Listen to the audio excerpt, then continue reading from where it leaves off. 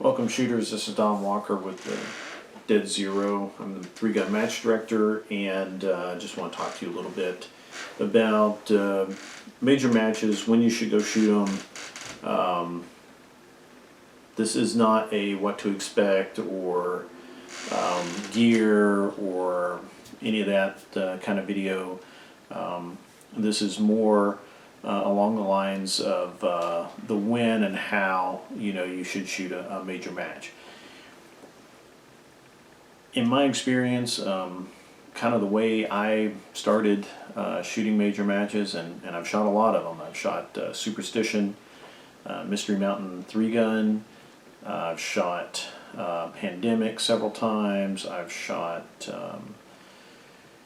Shooter Source down in Texas. All of them. I've shot a lot of matches, major matches, and at one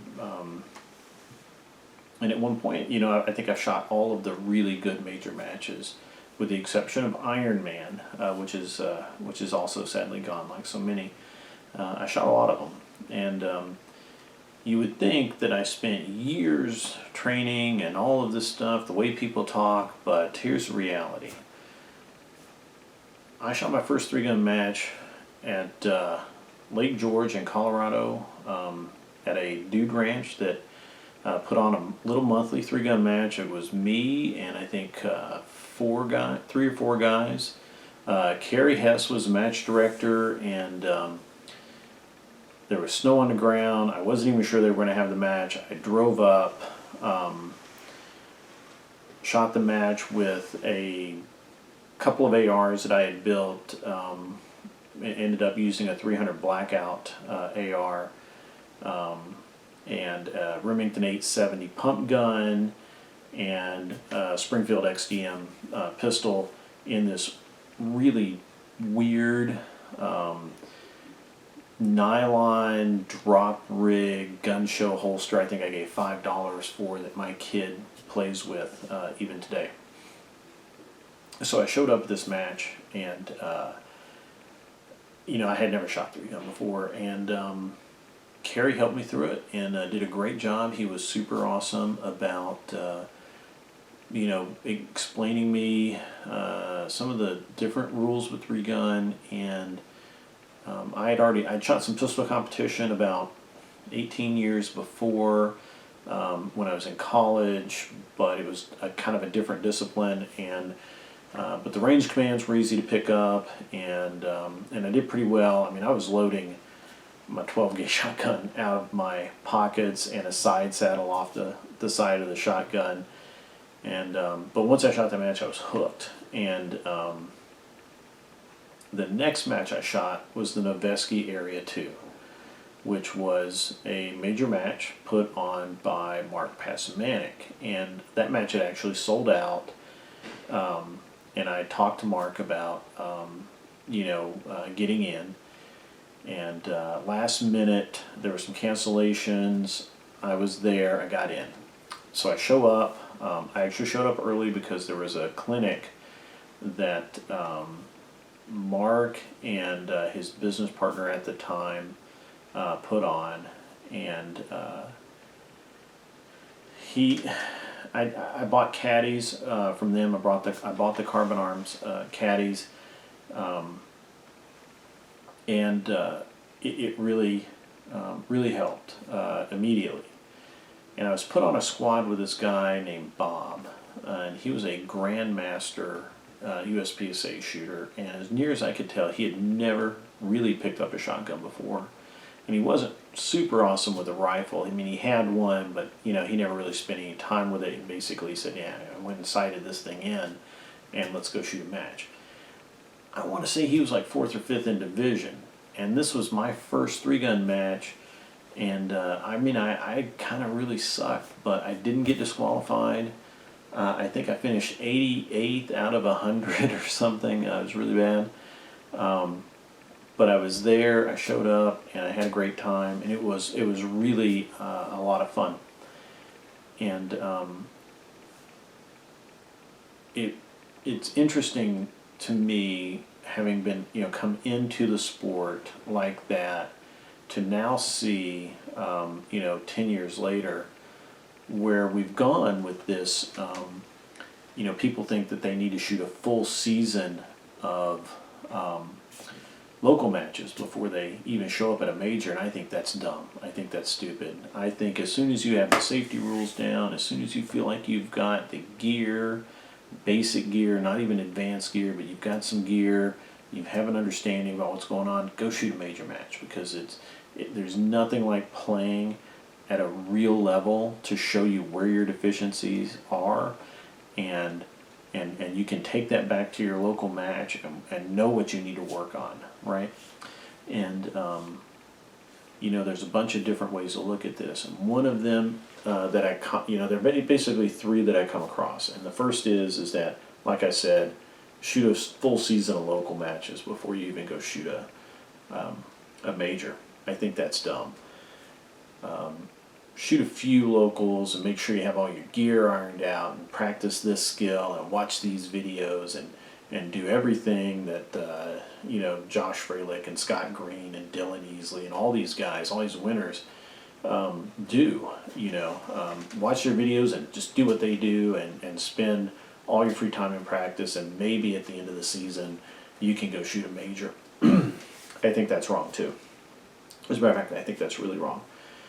And then there's the philosophy of, hey, you shot a couple of local matches, and then you feel comfortable with your guns, go shoot a major and see what it's like. And I think that's honestly, that has the most merit to me, because you never know what you don't know until you see it and you don't know it.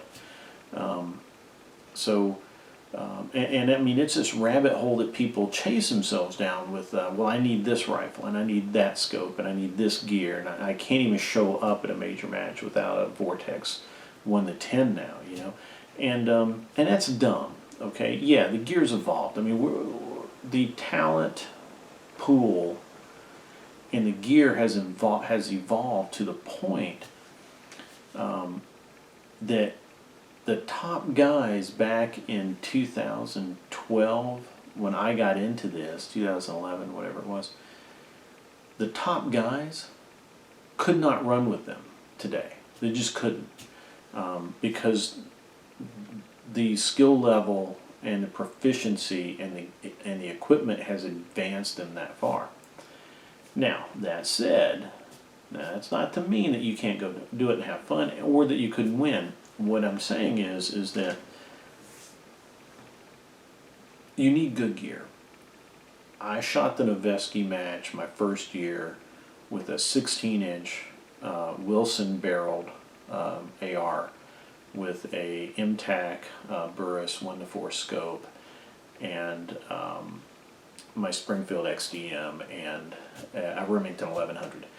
And I didn't win, obviously, I think I was 12th from last in division, but I didn't DQ, and I had a great time, and I knew what I needed to work on after that was over, right? Like, I knew where my deficiencies were.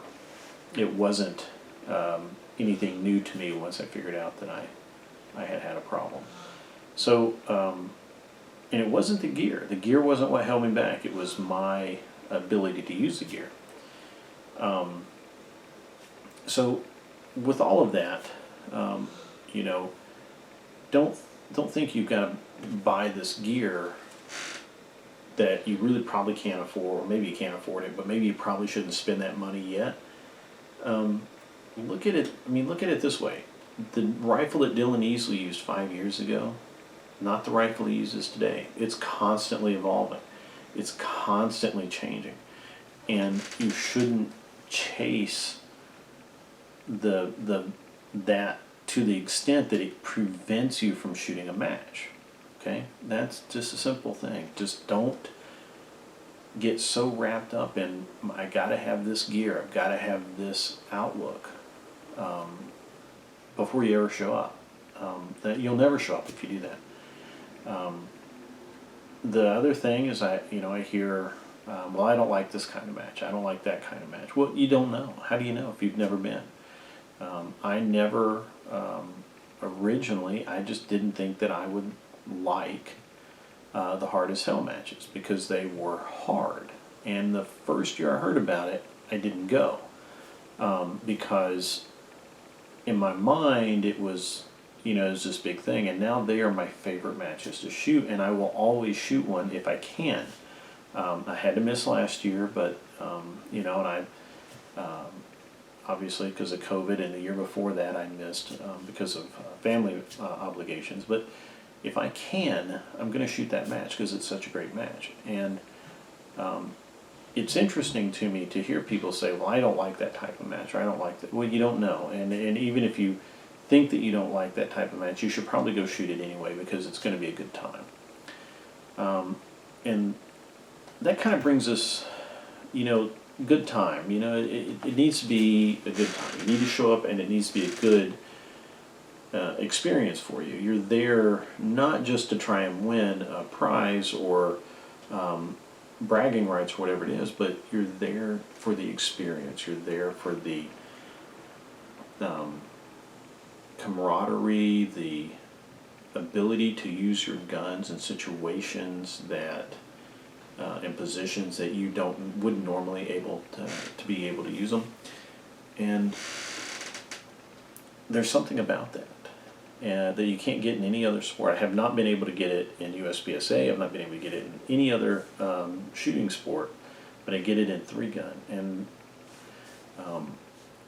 And I feel like that there's this weirdness where people think they need to be able to go out and expect to hit every target. And I just read the other day the email from Brian Nelson for the Hard as Hell Assaulter match that I'm going to shoot in a couple of weeks that literally said, "This is not the Fluffy Bunny 500. This is hard as hell. You should not expect to hit every target. It is not meant for the average shooter to be able to complete every stage," so on and so forth.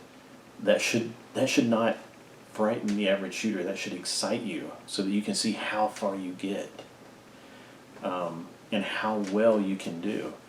And the idea that you need to spend 20,000 rounds in practice before you show up to your first major is somehow weird, and you should rethink that.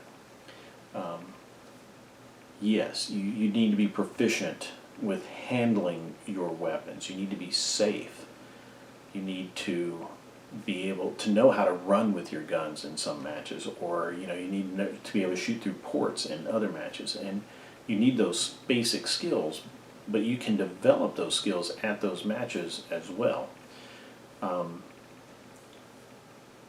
And let's without getting too deep into it, let's talk about how the cost of a major match seems also to be a problem. And here's the thing.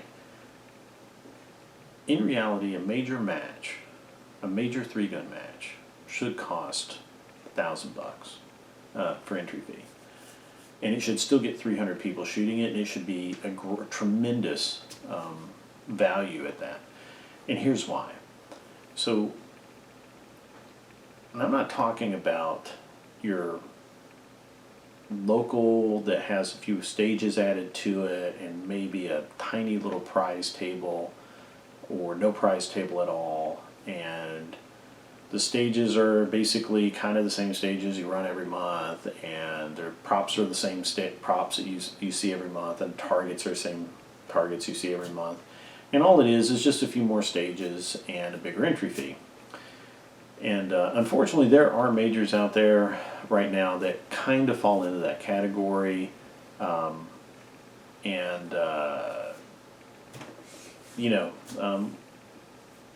they're probably worth the $150, $200 that they charge for an entry. But here's the thing: if you've got a major that is got dedicated staff on hard reset stages, long reset stages, they have staff there to assist the shooters in resetting. If they have good food, they have match t-shirt, maybe they have staff t-shirts, they have budget for targets, a budget for props, and cool stuff happen. You look at the matches that everybody wants to shoot, and that's Hard as Hell Texas. They have tremendous props. Superstition, Mountain Mystery, 3-gun, also definitely always have great props. They kind of pride themselves on it. Pandemic, tremendous match, great props. They spend, I think, half a year putting these stages together, and they're amazing. And I could go on, but those are the things that make the stages make the match. The courtesy to the shooter makes the match, because the shooters are the customers. You are the customer. Okay, and the match director, some of them think that the shooters are problems, and I've unfortunately dealt with match directors that feel like that, that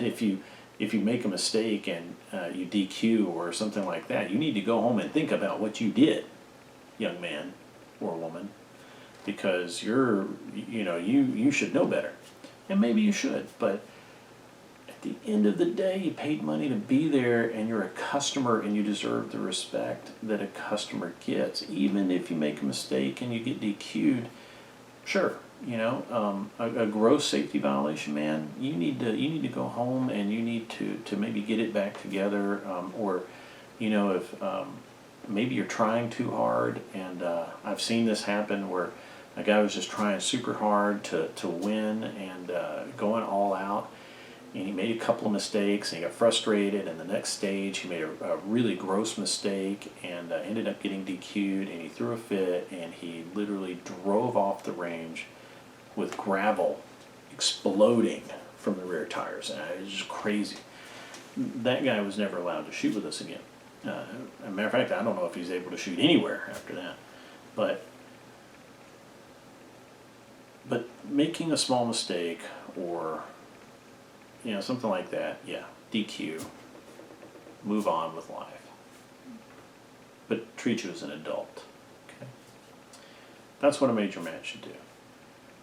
They should treat their shooters like adults, and even the ones that aren't adults should still be treated like adults, not petulant children that the ROs are putting up with. And I was at a match where I ended up reshooting every stage my first day, because honestly the ROs were putting up with the shooters. They weren't there to help the shooters. They weren't there to be a part of the match. They were only there because they had a certificate from, that said they were an RO, and they were the guy, and this was their job to make sure that we were safe and secure, or whatever it was, and I hated that match. I've never gone back to it, and I never will. And so, but a good multi-gun match understands you're a customer.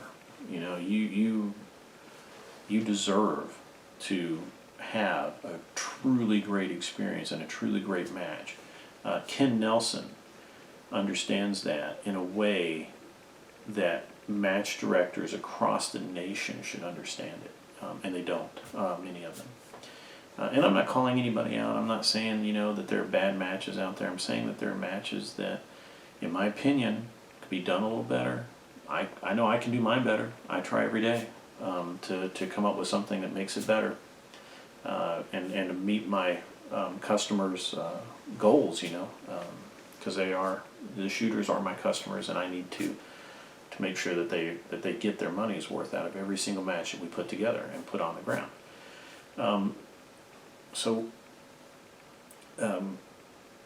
I encourage you as a shooter to go out and shoot a major match, shoot a quality major match, spend the time and the money to enjoy the best of the sport, because you can. Where else, what other sport can you go and, for the price of admission, be on the same playing field with the top level, the very cream of the crop of your chosen sport? And you can do that in 3-gun. I have squatted with Jerry Mikulik. I've squatted with Dylan Easley, who doesn't need any more pumping up, but he's a pretty solid shooter and super nice guy. And I've squatted with many top level pro guys, and they're normal people, just like you and me. And You can't do that. You can't go to you can't pick up basketball and 3 weeks later be on the court with your hero, pro basketball player, whatever, whoever. I don't even know any pro basketball players, but the end of the day, and I'm going to kind of wind this down here. Go out and shoot a major match, and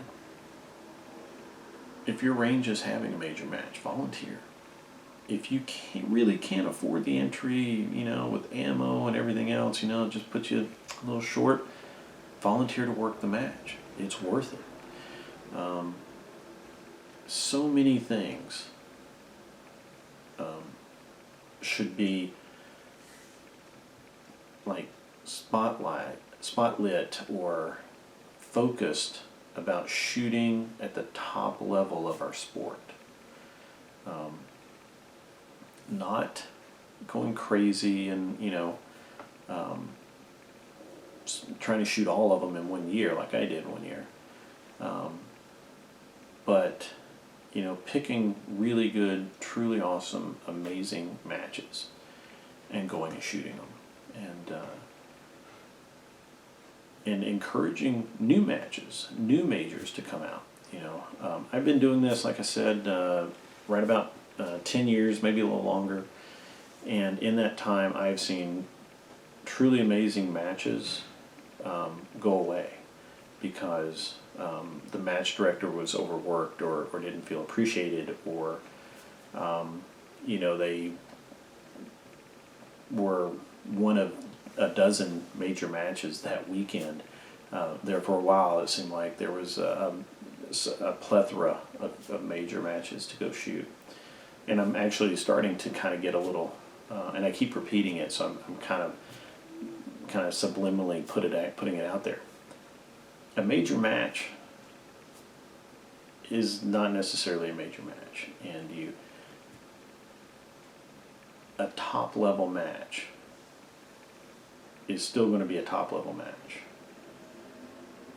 You can call it a major because it's got 10 stages. You can call it a major because it's 2 days or whatever. That doesn't make it a major match. What makes it a major match is a zip line or wall, rock wall crawl, or shooting from a car, shooting from a moving vehicle, shooting from 8 different positions out to long range, or whatever. The level of difficulty and the level of shooter involvement make a major match. And again, the biggest thing I can tell you is learn to be safe, be proficient with those weapons, have good gear that won't let you down. Doesn't have to be the fanciest, doesn't have to be the newest, but it needs to be good, needs to not let you down, and go shoot a major match. Later this year, I fully intend to have my night match, the Dark of Night match, put on by On Target and